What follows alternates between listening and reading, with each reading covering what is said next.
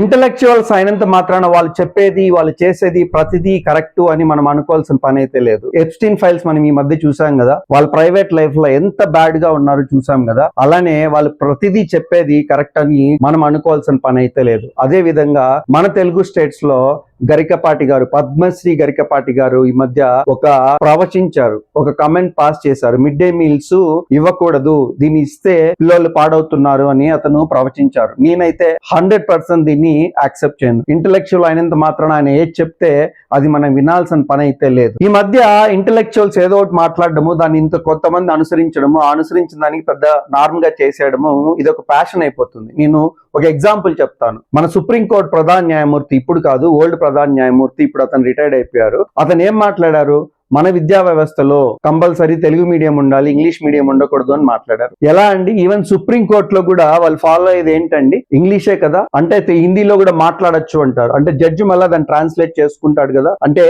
Main official writing అంతా English లోనే ఉంటుంది కదా. ఆయనే అలాంటి మాటలు పాస్ చేస్తే ఇంకా స్టూడెంట్స్ పరిస్థితి ఏమవుతుంది? అది కరెక్ట్ కాదు కదా.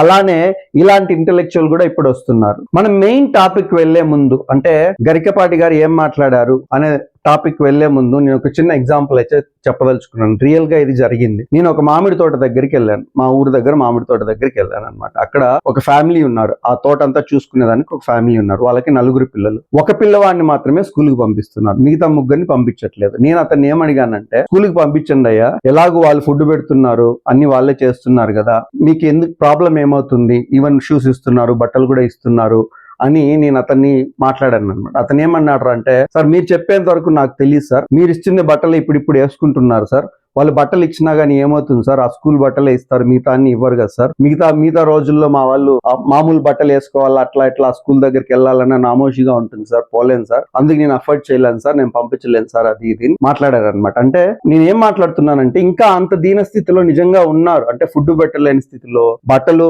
వేసుకోలేని స్థితిలో ఇంకా ఉన్నారు. అలాంటి వాళ్ళకి కంపల్సరీ ఈ మిడ్ డే మీల్స్ కానీ ఇవన్నీ ఇచ్చి ప్రోత్సహిస్తే వాళ్ళు నిజంగా స్కూల్కి పంపించగలరు, వాళ్ళన్నీ విద్య కూడా నేర్చుకోగలరు, వాళ్ళ ఫ్యామిలీ కూడా దీంతో బాగుపడుతుంది కదా. ఇప్పుడు మనము గరికపాటి గారు ఏం మాట్లాడారు అనేది చూద్దాం. వాళ్ళలో మధ్యాహ్న భోజనం ముఖ్యమైనది, చదువు మిధ్యాహ్నం అయి చదువు ఎవరికి అక్కర్లా. భోజనంలో గుడ్డెట్టారా, గడిది గుడ్డెట్టారా, ఏంది సార్ భోజనంలో గుడ్డెట్టారా, గాడిది గుడ్డెట్టారా, ఇలాంటి మాటలు మీరు మాట్లాడాల్సిన మాటలేనా ఇవి? మీరు బ్రాహ్మణులు అయితే మిగతా వాళ్ళు గుడ్డు తినరా? గుడ్డు పౌష్టికాహారం సార్, కంపల్సరీ ఎవరికైనా అవసరం సార్, అది మీరు తినకంటే మిగతా వాళ్ళు తినకూడదా? అన్నం తినేవాడు కోడిగుడ్డు పెట్టడం బుద్ధి ఉందా లేదా? చదువుకోమని లేకపోతే వెళ్ళిపోమని. కోడిగుడ్డు కోసం వస్తాను, కోడిగుడ్డు కోసం ఎవరు రావట్లేదు సార్, చదువుకునే దానికి వస్తున్నారు. వాళ్ళ ఇంట్లో వాళ్ళు అఫోర్డ్ చేయలేక అక్కడికి వస్తున్నారు. మీరెవరు చెప్పేదానికి? గవర్నమెంట్ పెడితే మీకేంటి నొప్పి? ఈ గుడ్లు లెక్క రాయాలి మాస్టర్లు, వాళ్ళ కర్మ కాలిపోయి. గుడ్లు లెక్క ఒకరే రాస్తారు సార్, అందరు మాస్టర్లు రాయరు సార్, ఎవరో ఒకరే ఉంటారు. చెప్పక్కల్లా ఎన్ని గుడ్లు వెళ్ళే, ఎన్ని గుడ్లు మిగిలే, ఎన్ని గుడ్లు మధ్యలో పేలే, ఎన్ని గుడ్లు ఈ మాస్టర్ తినేసాడు. ఇప్పుడు చదువు ఎందుకు చెబుతాడండి సార్? గుడ్లు లెక్క 10 నిమిషాలు చూస్తే సరిపోతుంది సార్, రోజంతా అదే చెయ్యరు. భోజనం పెట్టి ఏంటంటే వాళ్ళ భోజనాలు వాళ్ళు తెచ్చుకోవలేదు, మానేమనండి. పిల్లలకు భోజనం పెట్టి పుస్తకాలు ఇచ్చి యూనిఫార్మ్ ఇన్ని ఇస్తే వాడు చదువుతాడా? శోభనం పెళ్లి కూడా మంచమే కూర్చుంటాడు. ఇలాంటి మాటలు పిల్లవాళ్ళ గురించి మాట్లాడాల్సిన మాటలేనా ఇవి? మీరు ఇంటలెక్చువల్సా? మీరు ఒక అవధానులా? డబ్బు మీకు ఎక్కువ ఉంటే అందరికీ ఉండదండి, ఆలోచించి మాట్లాడండి. ఎందుకు చదువుతాడు వాడు? విద్యార్థికి ఎన్ని సౌకర్యాల అవసరమా? చదువు రావట్లేదు, ఎవరికి భోజనాలే వస్తున్నాయి. పైగా అందులో మీకు డేటా తెలుసా? చదువు రావట్లేదు అని మాట్లాడుతున్నారు, మీకు డేటా తెలుసా? ఒకసారి డేటా తెలుసుకొని మాట్లాడండి. ఈ మిడ్ డే మీల్స్ ఇవన్నీ ఇచ్చిన తర్వాత యాక్చువల్ గా పర్సంటేజ్ పెరిగింది, ఒకసారి డేటా తెలుసుకోండి. మీకు తెలిసే మాట్లాడుతున్నారని నేను అనుకుంటున్నాను, మీకు తెలియకైతే మాట్లాడట్లా. మీరు పిల్లి పడింది పడదా?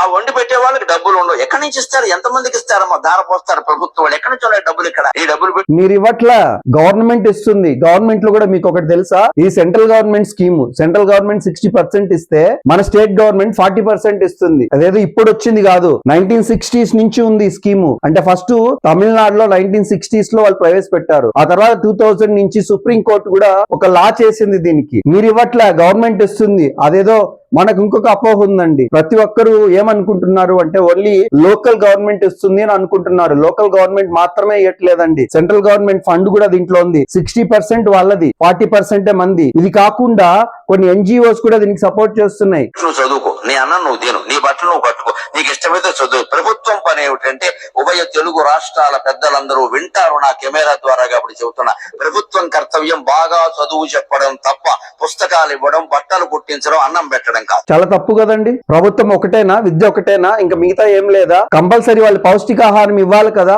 స్కూల్ డ్రాప్ అవుట్స్ లేకుండా ఉండాలి కదా, అందరినీ స్కూల్ కి తెచ్చే బాధ్యత ప్రభుత్వానికి కాదా? కూడు గుడ్డ కంపల్సరీ ఇంపార్టెంట్ కదా, ప్రభుత్వం ఉండేదే దానికోసం కదా. ఇది మీకు తెలీదా? ఇంకొక పాయింట్, బట్టల గురించి మాట్లాడుతున్నారు. అసలు స్కూల్స్ లో యూనిఫామ్ ఎందుకు పెడతారండి? అందరూ యూనిఫామ్ గా ఉండాలని కదా, అంటే తారతమ్యాలు లేకుండా అందరూ యూనిఫామ్ గా ఉంటే ఈ ఇష్యూస్ రావు అని కదా ఉంటారు. అంటే నేను గొప్ప, నేను తక్కువ అని అనుకోకుండా ఉండేదానికే కదా. అదే పేదలు అఫోర్డ్ చేయలేదనుకోండి, అప్పుడు ప్రాబ్లం అవుతుంది కదా. ఇప్పుడు మనం యూనిఫామ్ కూడా ఇస్తే, అంటే గవర్నమెంట్ కూడా యూనిఫామ్ ఇస్తే వాళ్ళు స్కూల్ కి వస్తారు కదా, డ్రాప్ అవుట్స్ ఉండవు కదా. చాలా చిన్న విషయాలు ఇంటెలెక్చువల్స్ తెలియవా? వాళ్ళకి తెలుసండి, వాళ్ళు ఏదో మైండ్ లో పెట్టుకొని మాట్లాడుతుంటారు. ఒకప్పుడు గవర్నమెంట్ స్కూల్స్ కంటే చాలా మంది వెళ్లే వాళ్ళం. నేను కూడా గవర్నమెంట్ స్కూల్లోనే చదువుకున్నాను. ఇప్పుడు గవర్నమెంట్ స్కూల్ అంటే ఎలా ఉందండి? పేరెంట్స్ పంపిస్తున్నారా గవర్నమెంట్ స్కూల్ కి? గవర్నమెంట్ స్కూల్ కి పంపిస్తే మీనింగ్ ఏంటి? అక్కడ పూర్ వాళ్ళు ఉంటారు, మనకి ఏమన్నా నామోషియమో అనే ఫీలింగ్ అయితే వస్తుంది కదా. ఏదో కొంతమంది అయితే పంపిస్తున్నారు, అంటే డబ్బుండే వాళ్ళు కూడా పంపిస్తున్నారు, అక్కడ చదువు చెప్తున్నారని. Majority of the people poor వాళ్ళనే కదా పంపిస్తున్నారు. మనం ఇప్పుడు ఎవరి గురించి మాట్లాడుతున్నాము? పూర్ వాళ్ళనే కదా.